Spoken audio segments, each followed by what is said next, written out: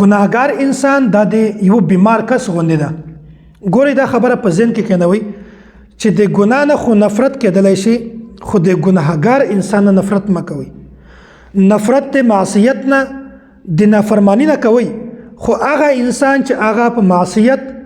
ګناه کوي یا په ګناهو کې مبتلا وي یا نافرمانی کوي، د یو انسان نه نفرت کله هم مه کوئ. ځکه چې د ګناه نه نفرت کېدلی شي، خو د ګناهګار نه نفرت د پیغمبر علیه الصلاة والسلام موږ ته تعلیم نه ده راکړی. یو کس ته هغه بیمار ده، ځکه دا د ګناهګار انسان د بیمار غوندې ده. لکه څرنګه چې یو انسان بیمار ده، نو وسته د بیمارۍ نه خو نفرت کولی شي، خو د ګناهګار انسان نه نفرت کله نشي کولی. په کور کې د پلار بیمار ده، مور د بیمار ده، بچی د بیمار ده، ډیره مهلکه بیماری پې لګېدلې ده، نو ته اوس داسې کله هم نشي کولی چې ته د خپل مور پلار د خپل بچي ښځې نه د دغو نه نفرت وکړې. نه، د تا په ذهن کې همیشه دا خیال وي چې دا د ما پلار قابل تعریف ده، د ما مور قابل تعریف ده، د ما خویندې، د ما ورونه، د ما بچیان دا ما ته ډېر محبوب دي. خو البته دا بیماری ښه نه ده. په کار ده چې دا بیماری کې نه وای مبتلا شوی، دا بیماری په ده باندې نه وای راغلی، نو انسان د بیماری نه خو نفرت کولی شي، خو د بیمار کس نه نفرت نشي کولی. دغه رنګې دغه بیمار د ګناهګار انسان چې کومه ده، دا چې کله په کومه ګناه کې مبتلا وي، نو د ګناه نه نفرت کوه، خو د ګناهګار انسان نه نفرت مه کوه. ګناهګار انسان لپاره دعا کوه، د ګناهګار انسان د اصلاح فکر کوه، الله تعالی ته ژاړه بار بار چې یا الله دا انسان په دا ګناه کې مبتلا ده، یا الله د دغه اصلاح وفرمایه، یا الله دا راه راست راوله. دغه ګناهګار انسان بیماری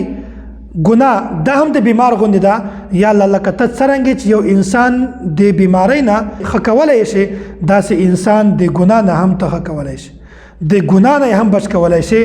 نو په کار ده چې موږ تاسې د ګناه نه نفرت وکړو، خو د ګناهګار انسان نه کله هم نفرت نه وکړو. تر دې حده پورې چې که یو کافر کس وي، د دغه کافر کس نه هم نفرت مه کوه، بلکې د دغه کافر کس د کفر نه نفرت کوه. د کفر نه، د ظلم نه، د فسق نه، د فجور نه، د شرک نه نفرت کوه، خو د داسې کس نه نفرت مه کوه. دغه انسان لپاره دعاګانې غواړه، یا الله دغه انسان ته هدایت نصیب کړه، یا الله دا انسان راه راست راوله. ځکه چې پیغمبر علیه الصلاة والسلام باندې کافرانو مشرکینو څومره ظلم کړی و، د عاده پورې چې په کانو باندې نبی علیه الصلاة والسلام ایښتلی و. نبی علیه الصلاة والسلام جسم ځای په ځای باندې زخمی شو، نبی علیه الصلاة والسلام باندې تیر اندازي کوله، ویستو یې، خو پیغمبر علیه الصلاة والسلام کله هم د دې په باره کې دا نه دی فرمایلی چې یا الله دی تباه کا یا دی غرق کا یا دی داسې وکړه، بلکې پیغمبر علیه الصلاة والسلام فرمایي اللهم اهد قومي فانهم لا يعلمون. یا الله دا ټول قوم ته هدایت نصیب کا، ځکه چې دوی د حقیقت نه واقف نه دي، دوی ته د حقیقت علم نشته. ځکه چې نبی علیه الصلاة والسلام دوی د کفر باوجود، دوی د شرک باوجود،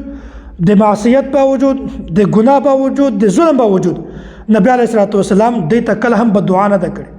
بلکې دعا یې ورته کړې ده چې یا الله دوی ته هدایت نصیب کړه، یا الله دوی راه راست راوله. نو پیغمبر علیه الصلاة والسلام د شفقت درخواست کړی ده چې تاسې باندې شفقت کوئ، په دوی باندې مزید ظلم مه کوئ. نو دا مطلب دا چې کله یو انسان تاسې په ګناهو کې اموخته ووینئ چې هغه انسان په ګناهو باندې لګیا ده، د ګناهو کار کوي، نو بیا په یغه وخت کې تاسې هغه انسان حقیر مه ګڼئ، هغه انسان ته طعنه مه ورکوئ، انسان ته پیغور مه ورکوئ، بلکې د داسې انسان دپاره دعاګانې غواړئ، داسې انسان ته دعوت ورکوئ، داسې انسان ته د تبلیغ کار بیانوئ. نو کېدای شي تا د تبلیغ نه، د تا د دعوت د وجې نه هغه ګناهونه پرېږدي او بالکل راه راست راشي. او که ته بیا هم دغه انسان ته پیغور ورکوي، دا انسان ته طعنه ورکوي، عار ورکوي، غلط یې ګڼې، نو کېدای شي داسې وخت راشي چې د توبې د وجې نه دغه انسان مقام او مرتبه په تا نه هم اوچته شي.